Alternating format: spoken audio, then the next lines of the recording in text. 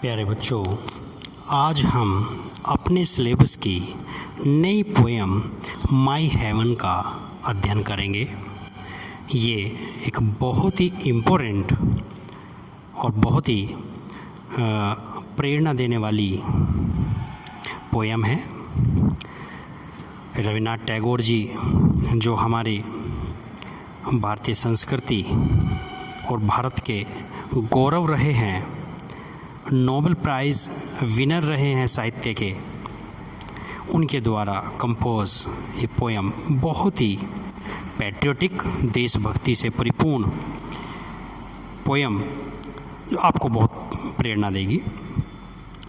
ये पोएम उस समय लिखी गई जब भारत स्वतंत्रता के लिए, आज़ादी पाने के लिए संघर्ष कर रहा था, प्रयासरत था। अंग्रेज़ों से मोर्चा ले रहे थे हम। तो हमारे प्रिय कवि ने इस कविता के माध्यम से लोगों को प्रेरित करने का काम किया। यह पोएम प्रसिद्ध बुक गीतांजलि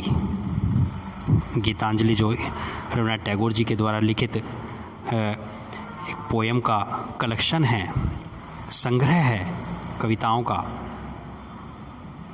उससे ली गई है। और आपको शायद मालूम हो कि रविन्द्रनाथ टैगोर जी को 1913 में गीतांजलि के लिए ही नोबेल पुरस्कार मिला था। गीतांजलि पुस्तक 1912 में कंपोज्ड हुई थी और 1913 में इस किताब के लिए इनको नोबेल पुरस्कार मिला। माय हेवन जो ये पोएम है, ये उन्हीं गीतांजलि की जो पोएम्स हैं, जो कलेक्शन है, उन्हीं में से एक पोएम है। इस पोएम को हम पैट्रियोटिक पोएम कहते हैं, यानी कि देशभक्ति से परिपूर्ण, देशभक्ति की भावनाओं से भरी हुई कविता। और ये कैसे जाति, धर्म और जो हमारे डेड हैबिट्स हैं, उन सब से ऊपर उठकर राष्ट्रीय एकता, सद्भावना, भाईचारा, उसकी एक मिसाल देती है। तो देखते हैं इस पोएम में कवि गॉड से ये प्रार्थना कर रहे हैं कि हे मेरे परमपिता परमेश्वर, मेरे कंट्री को और मेरे देशवासियों को ऐसा बना दो कि मेरा देश इस पृथ्वी पर स्वर्ग बन जाए। मेरे देशवासियों में वो सारे सद्गुण भर दो, वो सारी अच्छी आदतें, गुड थॉट्स, गुड हैबिट्स भर दो, जिससे कि मेरा देश इस पृथ्वी पर स्वर्ग कहलाए। तो क्या कहा है? हमें इसकी पोएम की थोड़ी सी पृष्ठभूमि भी देखनी पड़ेगी। जैसा कि मैंने इस वीडियो के शुरू में ही बताया कि ये पोएम, जैसे कि आपको पता है कि 1912 में कंपोज हुई थी गीतांजलि, और गीतांजलि का ये एक पार्ट है। तो आप देख रहे होंगे उस समय, वो समय ऐसा था जब भारत स्वतंत्र नहीं था, इंग्लैंड का यहाँ पर अधिकार था, और हम अपनी प्यारी मातृभूमि को अंग्रेज़ों के चंगुल से स्वतंत्र कराने के लिए सभी धर्म और जाति के लोग मिलकर प्रयासरत थे, प्रयास कर रहे थे, संघर्ष कर रहे थे कि हमारी मातृभूमि हमें वापस मिले और इस पर हमारा अधिकार हो। इस पर ये पोएम है। तो देखते हैं क्या कहा है। तो यहाँ पर गॉड से प्रार्थना कर रहे हैं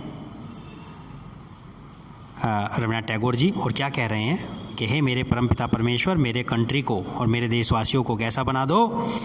where the mind is without fear, where the mind is without fear and the head is held high. तो यहाँ पर वो प्रार्थना कर रहे हैं गॉड से, और क्या कह रहे हैं? हे मेरे परमपिता परमेश्वर, मेरे देशवासियों को ऐसा बना दो, where the mind is without fear, यानी कि जहाँ भय न हो, जहाँ लोग भय ना करें, किसी से भयभीत ना हो, and the head is held high. Head का मतलब यहाँ पर, जैसे हेड माने सिर, सिर का मतलब है कि मेरे देशवासियों का सर गर्व से ऊंचा रहे, वे किसी के सामने झुके ना। वेयर नॉलेज इज फ्री, और जहाँ सबको एक समान रूप से सभी को शिक्षा पाने का अधिकार हो, शिक्षा पर कुछ लोगों का अधिकार ना हो, या शिक्षा जाति के आधार पर ना हो, नॉलेज सबको बराबर रूप से जाति विहीन हो।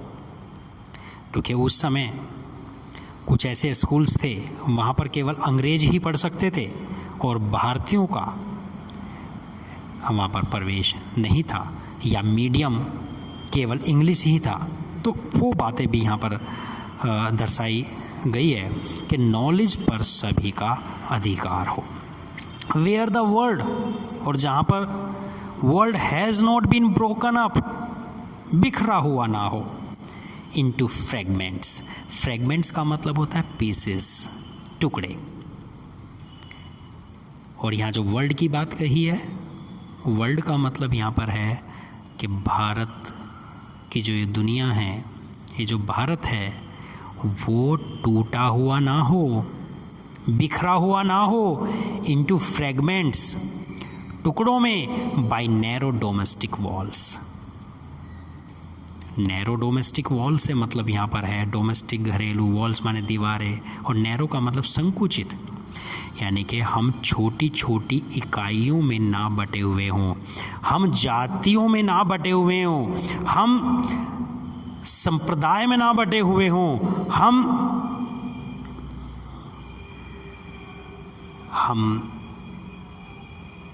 प्रदेशों में, जो आपका रीजनलिज्म होता है,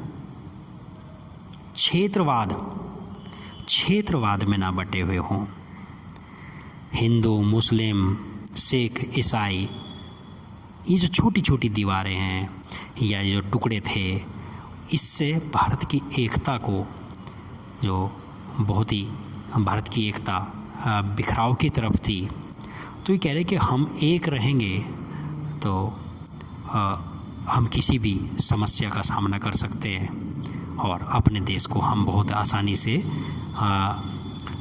स्वतंत्र करा सकते हैं। तो वही कवि ने यहाँ पर कही है कि मेरे परमपिता परमेश्वर, मेरे देश को, मेरे देशवासियों को ऐसा बना दो कि जो डोमेस्टिक वॉल्स यानी कि घरेलू छोटे छोटे टुकड़ों में या फिर जातियों में, धर्म में, भाषा में, क्षेत्रवाद में ना बटे हुए हों।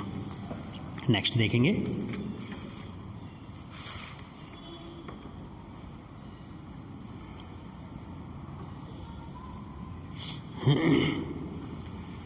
वेयर वर्ड्स, हे मेरे परमपिता परमेश्वर और मेरे देशवासियों को कैसा बना दो? Where words come out from the depth of truth, और मेरे देशवासियों को ऐसा बना दो कि जहाँ लोग क्या करते हो? Words come out from the depth of truth, यानी कि सत्यता, सच्चाई की गहराई से शब्द आते हो, मतलब सभी लोग सच बोलते हों। वेयर टायरलेस, और बिना थके, स्ट्राइविंग स्ट्रेसेस, स्ट्राइविंग का मतलब है निरंतर प्रयास, continue efforts, stretches it's arms toward perfection. और मेरे देशवासियों को ऐसा बना दो कि जो परफेक्शन के लिए रात दिन लगातार कोशिश करते रहें। और where clear stream of reason, stream का मतलब होता है धारा, जैसे पानी की धारा यदि रेगिस्तान में को निकले तो शायद वो कुछ दूर चलने पर ही, कुछ दूर बहने पर ही सूख सकती है। तो वहीं उसी चीज़ का उदाहरण लेते हुए, मेटाफर का प्रयोग करते हुए, रूपक अलंकार का प्रयोग करते हुए कवि ने कहा है where clear stream of reason, यानी कि ज्ञान की धारा, तर्क वितर्क की धारा, has not lost its way, वो अपना रास्ता ना खो दे, किसमें, into the dreary desert sand of dead habits, यानी कि बुरी या बैड हैबिट्स में, जो गंदी या मतलब जो पुराने रीति रिवाज हैं उनमें पढ़कर हमारा ज्ञान धूमिल ना हो जाए, हमारा ज्ञान समाप्त ना हो जाए। अब डेड हैबिट से मतलब है, देखो, जातिवाद, छुआछात, जातिवाद, सती प्रथा, दहेज प्रथा, क्षेत्रवाद, ये सब क्या हैं, ये सभी क्या थी, डेड हैबिट्स थी। तो जो इनमें पढ़कर हम अपने ज्ञान को, अपने तर्क वितर्क वाले ज्ञान को हम ना खो दे। Where the mind is led forward by thee, जहाँ हमारा माइंड, हम प्रयासरत हो, और किस तरह प्रयासरत हो, बाय दी का टी कैपिटल है, thee has been used for God, ये गॉड के लिए हुआ है कि हम हमेशा गॉड की आराधना करें, गॉड को देखें, into ever widening thought and action, यानी कि हे मेरे परमपिता परमेश्वर, मेरे देशवासी, वाइडनिंग का मतलब विशाल, थॉट एंड एक्शन, यानी कि मेरे भारतवासियों के जो थॉट हों, विचार हों, और एक्शन कार्य हों, वो विश्वव्यापी हों, वाइड हो, वो छोटी छोटी बैड हैबिट्स में या डेड हैबिट्स में ना पड़ें, संकुचित विचारों में न रहें, उनका एक्शन, उनका कार्य भी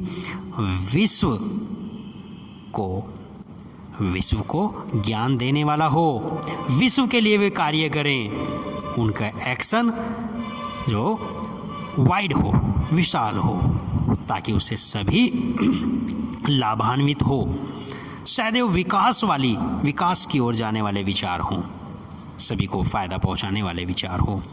तो यहाँ पर वो रिक्वेस्ट कर रहे हैं, into that heaven of freedom, ऐसे आज़ादी के स्वर्ग में, ऐसे आज़ादी के माहौल में, माई फादर, हे मेरे परमपिता परमेश्वर, हे गॉड, लेट माई कंट्री, है वो ऐसे माहौल में, ऐसे वातावरण में मेरे कंट्री को जागृत कर दो, हे मेरे परमपिता परमेश्वर, मेरे देश को जो है ऐसी उसमें जागृति दिला दो।